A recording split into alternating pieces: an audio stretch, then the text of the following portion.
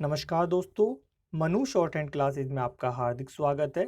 एक कदम सफलता की ओर हमारे साथ। दोस्तों, आउटलाइन और पीडीएफ के लिए आप हमारे टेलीग्राम चैनल को ज्वाइन करें।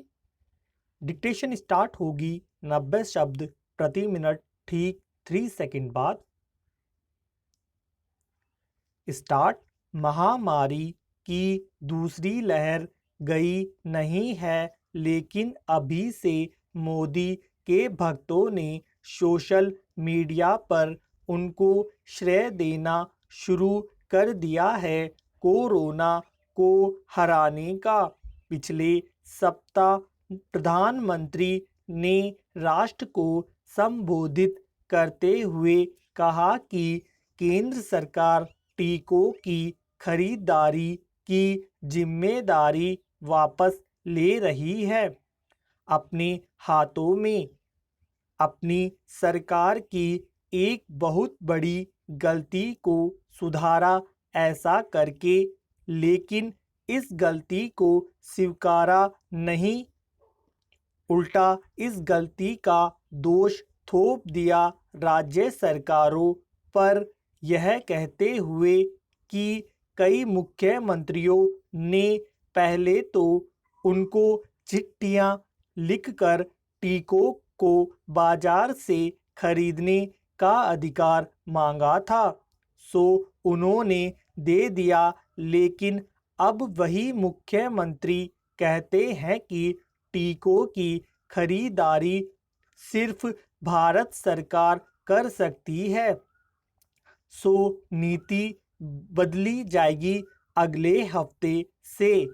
प्रधानमंत्री ने इस बात को ऐसे कहा जैसे वे देश पर ऐसा करके उपकार कर रहे हैं, लेकिन सच कुछ और है। राज्य सरकारें जब टीकों के अभाव के कारण बिल्कुल बेबस हो गई थी, तब लगाई थी मुख्यमंत्रियों ने गुहार, और केंद्र सरकार ने फौरन उनको इजाज़त दे दी ताकि उसकी अपनी लापरवाही और नाकामी छिप जाए। सच तो यह है कि टीके खरीदने की ज़रूरत प्रधानमंत्री ने बहुत देर से महसूस की थी, इसलिए आज तक उनका सख्त अभाव है। देश भर में सच यह भी है कि प्रधानमंत्री ने अपने जिन अधिकारियों को टीकाकरण की नीति सौंपी थी, उन्होंने गलती पर गलती की थी। सो जब दूसरी लहर आई कोरोना की, तो उनकी नाकामी दुनिया से छिप नहीं सकी, और पहली बार नरेंद्र मोदी की लोकप्रियता कम होती दिखी और सवाल उठने लगे। पहली बार उनकी काबिलियत पर पहली बार लोगों को दिखने लगा कि हमारे 56 इंच की छाती वाले प्रधानमंत्री से भी गलतियां हो सकती है। तब तक कोरोना को हराने का श्रेय उन्होंने बड़े गर्व से लिया था। अब फिर से गलती पर गलती होने लगी है। माना कि वादे किए हैं उनके अधिकारियों ने कि इस साल के अंत तक कम से कम 70% भारतीयों के लिए टीके खरीदे जाएंगे, लेकिन यह नहीं बताया है उन्होंने कि ऐसा होगा कैसे, जब देहातों में इनको लगाने के लिए कोई व्यवस्था है ही नहीं।